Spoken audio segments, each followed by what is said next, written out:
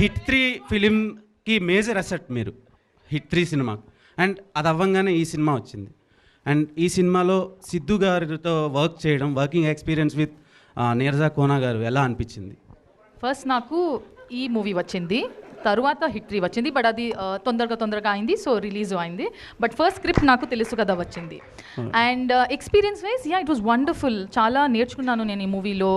When all the creative minds come together, ఎలా ఒక process, అందరికీ కొత్త ప్రాసెస్ ఉంటుంది కదా, అందరికీ ఒక కొత్త ప్రాసెస్ ఉంది.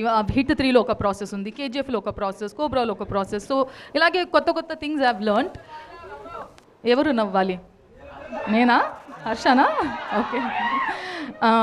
So it was wonderful working with everyone. I've learned a lot. We are expecting lot more films అండి. హర్ష గారు, సిద్ధు గారు దేవ్ ఆగును.